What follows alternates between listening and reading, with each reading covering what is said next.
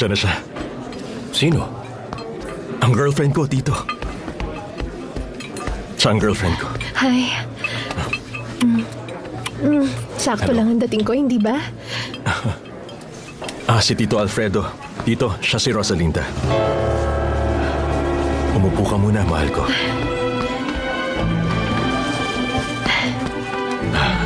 Kayo po palang tito ni Fernando Jose. Oo, pero tinuring ko na siyang tunay kong anak. Wala po kayong mga anak?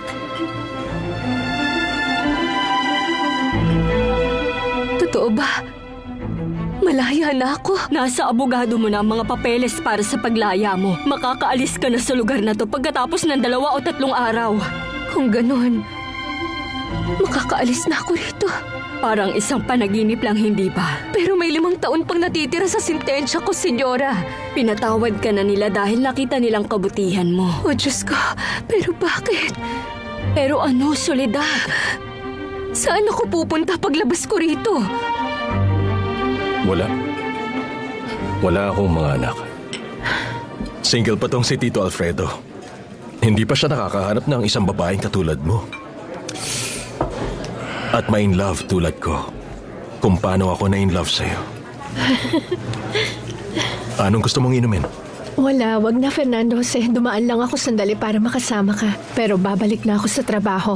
Paalis ka na agad, Rosalinda? Opo, senyor. Meron pa po akong trabaho ngayon. Paano? Mamayang hapon na lang, Fernando Jose? Sige. Pupuntahan na lang kita mamaya. Sige. Masaya ako makilala kayo. Ganon din ako, Rosalinda. Bye, mahal ko. Gusto mong ihatid kita? Hindi, wag na. Kaya ko na. Bye.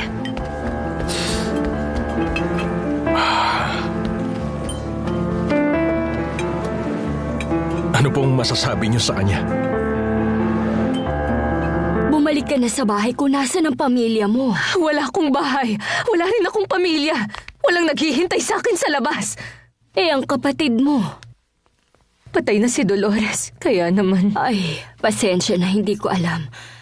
Yung lalaking pumupunta dito ng ilang beses. Hindi ako pwedeng umasa kay Alfredo. Matagal ko na siyang tinanggal sa buhay ko. Kung pupunta siya, labag yun sa kalooban ko. Pero nakikita kong naghihirap siya. Mahal ka niya. Walang magagawa si Alfredo para sa akin. 20 years na akong nakakulong dito. Wala akong hiningi kahit ano sa kanya. Mas pipiliin ko pang magutom sa kalye kaysa humingi ng tulong sa kanya. Pero Soledad, meron na... Wala nga sabi! Wala nga! Wala akong gagawin sa labas kung makalayaman ako. O sa buhay ko. Mas mabuti pa kung dito na lang ako sa loob. Sobrang ganda ni Rosalinda. At alam niyang mayaman ako. Paano niya yun tinanggap, ha? Nung una medyo nalilito daw siya. Pero ngayon mas panatag na siya. Nakilala niya si Valeria at hindi maganda ang trato sa kanya. Tama kayo. Nasaktan nga siya. Makukuha niya rin ang loob niya. Hindi ka pa nakasisiguro dyan, Fernando Jose. Hindi basta tatanggapin ni Valeria na si Rosalinda ang babaeng pakakasalan mo. Kahit na mukha man siyang kalmado ngayon, mabuting maganda ka na. Pakakasalan ko si Rosalinda kahit anong mangyari, Tito Alfredo. Masaya ako doon, Fernando Jose. Ganyan din sana ang gagawin ko noon.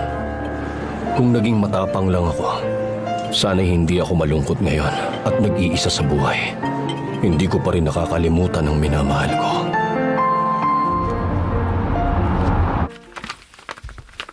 Meron akong balita na ikatutuwa mo, Fedra. Pinromote nila ako. Simula sa susunod na linggo, ako na ang in-charge sa mga tao. At tataas ang sweldo ko. Wala kang sasabihin? Congrats, Anibal. Pwede na kitang yayain manood ng sine, sa teatro o restaurant o kahit saan pa.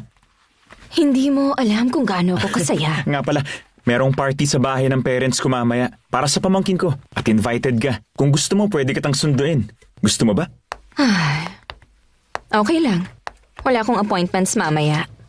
Fedra, pumasok ka sa opisina ko.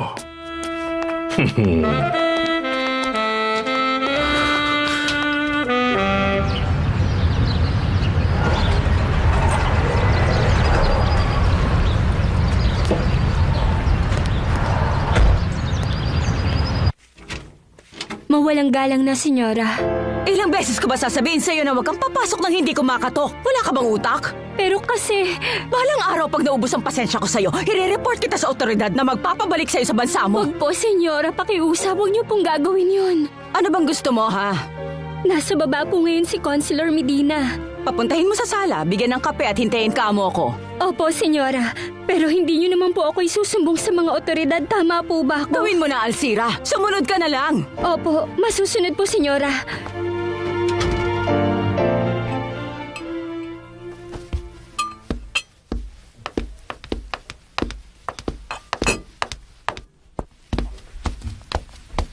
Kumusta, Councilor Medina? Mabuti, Mrs. Altamirano. Maupo ka. Maupo tayo. Anong may tutulong ko? Meron akong sasabihin na hindi magandang balita. Tungkol kay Soledad Romero. Anong meron sa mamamatay tao na yon? Malapit na siyang palayain. 20 taon nang nakakulong ang akusadong si Soledad Romero at nakakuha ng pardon ng abogado niya. Hindi pwede yon! Kahit isang araw o buwan! Hindi ako pwedeng makalaya, Clarita. Wala akong mapupuntahan. Ikaw yung babaeng walang konsensyang pumatay sa papa ko nang walang kalaban-laban? Gagawin ko ang lahat para mapigilan ang pardon. Ay, Rosalinda, nakita ko si Beto na hinuli ng 2 pulis kanina. Rosalinda, ay amor.